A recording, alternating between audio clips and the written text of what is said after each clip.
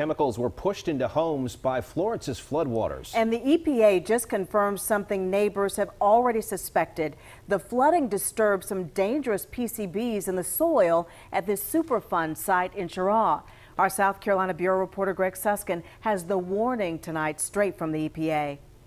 This used to be a nice little neighborhood park, but you can look at the fence here and see where the floodwaters came right over the top of it here. Now it's just a huge field of mud and muck, and the soil is still part of an EPA Superfund cleanup site. Huckleberry Park washed away beneath 4 feet of water, but it wasn't only high water. People who live here know about PCB contamination left over from the Burlington textile plant decades ago.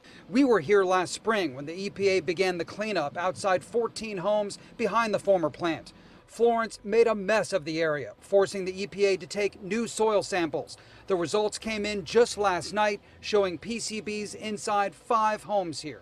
Within minutes of that, we jumped in action, started.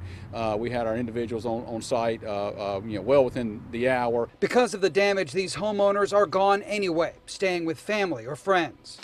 Volunteers are helping MJ Martin throw out everything from her flooded basement. She feels lucky compared to her neighbors. It's awful.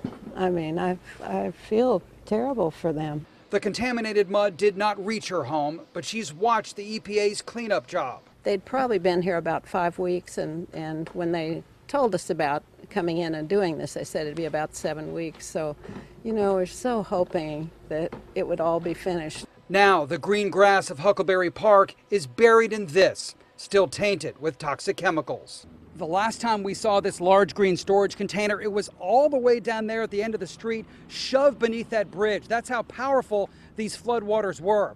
I asked the EPA today how long it may take for this cleanup now, and they couldn't tell me. In Cheraw, Greg Suskin, Channel 9 Eyewitness News.